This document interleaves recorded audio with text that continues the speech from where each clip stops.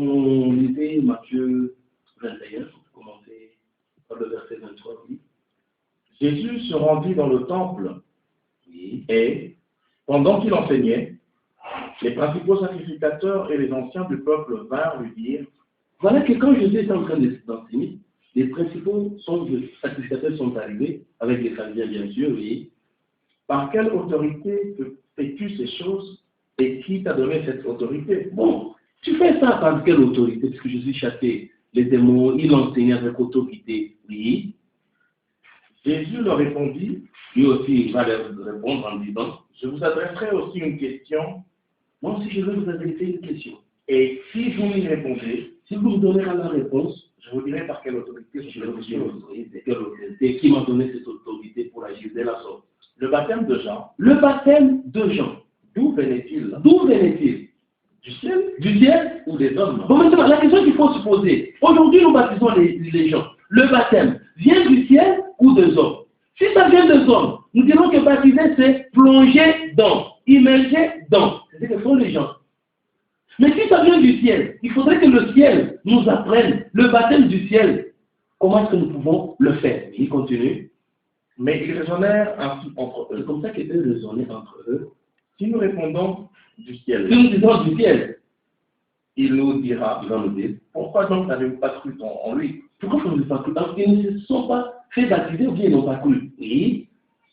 Et si nous répondons Si nous disons des hommes, des hommes, n'avons-nous pas à craindre la foule? la foule va nous lapider, oui. Car tous tiennent Jean pour un prophète. Ils pensent que Jean, ils tiennent Jean pour un prophète, oui. Alors ils répondirent à Jésus, Il dira Jésus. nous le savons.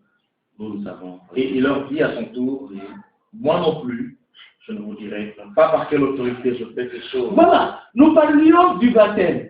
Aujourd'hui, les gens disent que le baptême se plongeait dans. Si vous dites que le baptême se plongeait dans l'eau, mais quand nous revenons au chapitre 3, toujours de Matthieu, et nous devons savoir si le baptême que vous donnez là, ça vient de Dieu, ça vient du ciel, ou bien ça vient des hommes. Matthieu, chapitre 3, vous allez commencer par le verset 11, nous dit quoi?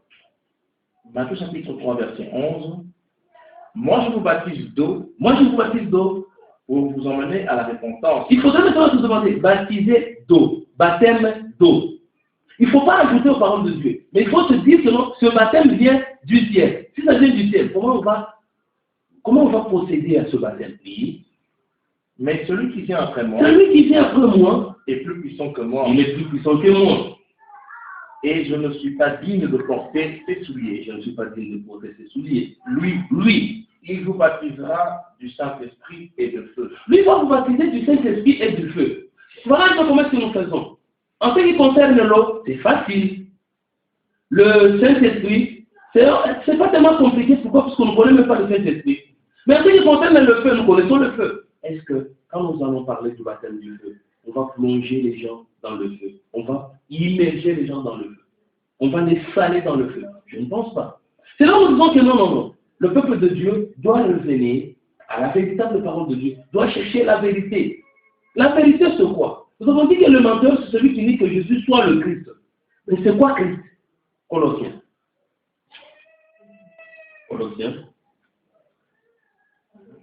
Colossiens. Chapitre 2. Colossiens 2, 2 à 3. Colossiens chapitre 2, verset 2. Colossiens, pas Corinthiens, Colossiens. Ah, Colossiens.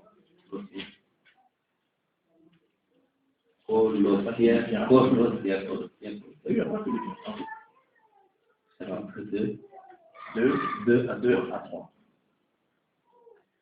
Afin qu'ils aient le cœur rempli de C'est consolation, pour qu'ils puissent avoir le cœur rempli de consolation, qu'ils soient unis dans la charité qu'ils soient unis dans la charité, et enrichis d'une pleine intelligence qu'ils soient enrichis d'une pleine intelligence, pour connaître le mystère de Dieu, et pour connaître le mystère de Dieu. savoir C'est-à-dire, c'est pour connaître le secret, c'est pour connaître la pensée secrète de Dieu, et savoir Christ. Oui. mystère dans lequel sont cachés tous les trésors de la sagesse et de la science. On dit que dans ces secrets, dans le secret, sont cachés tout ce qui concerne les trésors de la sagesse et les trésors de quoi? De la science.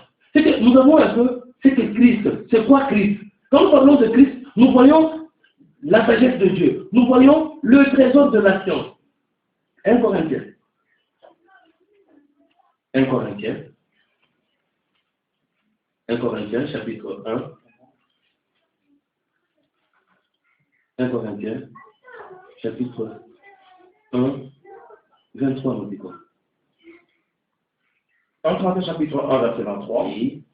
Nous prêchons la sagesse de Dieu. Nous prêchons Christ. Nous prêchons Christ. Crucifié. Crucifié, oui. Scandale pour les Juifs. Il est scandale pour le juif, Folie pour les païens. folie pour le païen. Mais puissance de Dieu. Puissance de Dieu. Et sagesse de Dieu. Sagesse de Dieu. Pour ceux qui sont appelés tant juifs que grecs. C'est que quand nous parlons de Christ, nous voyons la puissance de Dieu. Quand nous parlons de Christ, nous voyons la sagesse de Dieu. Mais on dit qu'Apollos était en train de montrer par les Écritures que Jésus soit le Christ. Jésus, nous avons dit que c'était la parole. Christ, c'est la sagesse de Dieu. C'est que nous devons montrer que la parole de Dieu a une puissance. Cette parole a une sagesse qu'elle cache. C'est qu'en parlant, par exemple, de l'eau, nous devons revenir pour comprendre l'eau. C'est que nous avons des Écritures que nous lisons. Ces Écritures cachent une vérité. Il y a une vérité cachée dans tout ce que nous sommes en train de lire. C'est ça, Christ. C'est là où il y a les trésors de la sagesse. C'est là où il y a les trésors de la science.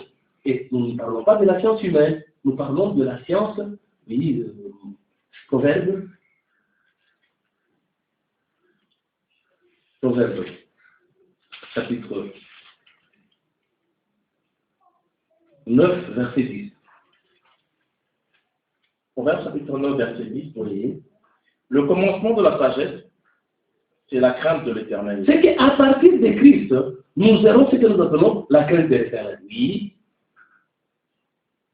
La science des saints. Donc, nous parlons de Christ cache les trésors de la science. Et c'est une science de saint. C'est une science qui doit amener les gens à la sainteté. Oui. Et la science des saints, c'est La la science. diligence. Ah, d'accord. C'est qu'en Christ cache les trésors de la sagesse pour que les gens puissent avoir la crainte du Seigneur. Et en Christ, il y a la science, mais c'est la science de saint pour que les gens soient intelligents. C'est que cette écriture que nous allons lire, nous devons démontrer la sagesse de Dieu. Nous devons démontrer l'intelligence de Dieu. C'est pour que, quand nous lisons, que l'homme arrive à comprendre la pensée secrète de Dieu, que l'homme arrive à comprendre le mystère caché depuis les temps passés. Nous disons que non. En prêchant de la parole de Dieu, nous allons démontrer que Christ, Jésus est le Christ, comme le dit 1 Corinthiens chapitre 2, verset 4, 5. 1 Corinthiens chapitre 2, 4, 5. de verset 4 au verset 5. 4. Oui. Et ma parole et ma prédication. Ma parole et ma prédication. Ne reposez pas sur les discours persuasifs. Ce n'est pas sur les discours afin de faire croire aux gens par force, bien de les persuader, non. Mais sur une démonstration d'esprit et de puissance. Ah, c'est que Paul était en train de démontrer quoi? Il démontrait l'esprit, il démontrait aussi quoi? La puissance. C'est que cet esprit-là, c'est ça la sagesse de Dieu. C'est que c'est ça Christ, oui. Terminé. Afin que votre foi Et pour que votre foi soit fondée, non sur la sagesse des hommes, non sur la sagesse des hommes, mais sur la puissance de Dieu. sur la puissance de Dieu. Ça veut dire quoi? C'est que quand nous allons prêcher, comme nous avons parlé par exemple de l'eau, du baptême par exemple, nous avons parlé par exemple du jardin d'Éden, du fruit, nous devons rapporter cela dans la pensée de Dieu. Nous devons rapporter ça dans la sagesse divine. Parce que nous avons dit que non, les menteurs, c'est que lui nie que Jésus soit le, c'est qu'il nie que la parole de Dieu détient une pensée cachée, détient l'inspiration, détient la pensée secrète de Dieu. C'est que quand ils enseignent, ils vont le dire en ajoutant la pensée humaine, en ajoutant la sagesse humaine. Mais on voudrait bien que non, nous puissions prêcher la vérité. C'est quoi la vérité? 1 Jean, chapitre 5. Commencez par 5e verset, 6, 7. Nous dit quoi? 1 Jean chapitre 5, verset 6 à 7. Oui. C'est lui, Celui, Jésus-Christ, qui est venu avec de l'eau il est venu avec de l'eau, et du sang. il est venu avec du sang. Non avec l'eau seulement, Il n'est pas venu seulement avec de l'eau, mais avec l'eau il est venu avec l'eau et avec le sang. avec le sang. Et c'est l'Esprit qui rend témoignage. Ah, l'Esprit doit témoigner. Parce que l'Esprit est la vérité. Ah, donc, quand nous demandons, nous cherchons ce qu'est la vérité c'est l'Esprit.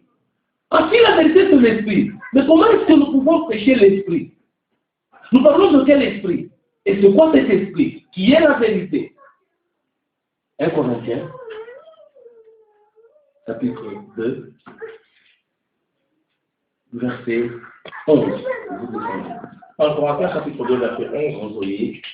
Lequel des hommes en effet connaît les choses de l'homme, si ce n'est l'esprit de l'homme qui est en lui. Ce n'est que l'esprit de l'homme qui est en lui. De même, personne ne connaît les choses de Dieu. Personne ne connaît les choses de Dieu. Si ce n'est l'esprit de Dieu. Si ce n'est l'esprit de Dieu, oui. Or, nous n'avons pas reçu l'esprit du monde. Nous n'avons pas reçu l'esprit du monde. C'est que si nous avons l'esprit du monde, nous devenons antichrist. Pourquoi? Parce que nous allons nier que Jésus soit le Christ. C'est que nous y allons dans la pensée humaine. Nous disons l'eau, ça veut dire des hydrogènes plus oxygène. Quand nous allons parler jeûner, s'abstenir de manger, ça, nous avons un esprit du monde. Nous avons un esprit d'homme. Oui. Or, nous n'avons pas reçu l'esprit du monde. Nous n'avons pas reçu l'esprit du monde, mais l'esprit qui vient de Dieu. Afin que nous connaissions les choses que Dieu nous a données par sa grâce. Pour connaître les choses que Dieu nous a données par sa grâce. Et nous en parlons. Non avec les discours qu'enseigne la sagesse humaine. Donc quand on utilise les discours de la sagesse humaine, les discours qu'enseigne la sagesse humaine, nous sommes menteurs. Quand nous disons que l'eau, les baptêmes, l'eau matérielle, nous sommes menteurs. Quand nous disons non, voilà pour célébrer, Jésus a pris le pain, nous allons prendre un morceau de pain, nous donnons aux gens, nous sommes donc menteurs. Nous avons ajouté aux paroles de Dieu. Oui. Et nous en parlons non avec les discours qu'enseigne la sagesse humaine, mais avec ceux qu'enseigne l'esprit, employant un langage spirituel. Nous allons utiliser un langage de l'esprit pour les choses spirituelles. Dieu est esprit. C'est pourquoi il a dit que non, ceux qui doivent l'adorer en esprit et en vérité. Mais cet esprit, quelle est la mission de l'esprit? Puisque nous avons dit que non, la vérité c'est l'esprit. Mais que fait l'esprit? Verset 10. Oui. Dieu nous les a révélés par l'esprit. On sait que l'esprit donne la révélation. Oui. Car l'esprit sonde tout, même les profondeurs. On sait que quand on va prêcher la parole de Dieu, la parole doit avoir comme sous-bassement l'esprit. L'esprit doit nous révéler. C'est que quand nous disons de l'eau, on doit nous révéler que veut dire l'eau dans la pensée de Dieu. Que veut dire jeûner dans la pensée de Dieu. C'est qu'aujourd'hui, ce n'était que notre vidéo numéro 1 qui parle de quoi? De la vérité. C'est qu'on voudrait bien quitter le mensonge. Parce que le mensonge, c'est cette parole qui est prêchée d'une manière charnelle, d'une manière littérale. Mais on voudrait bien que les véritables adorateurs comprennent que non, ils ne doivent plus adorer ce qu'ils ne connaissent pas. On doit adorer ce qu'on connaît. Or, le salut vient de qui? Le salut vient de Juif.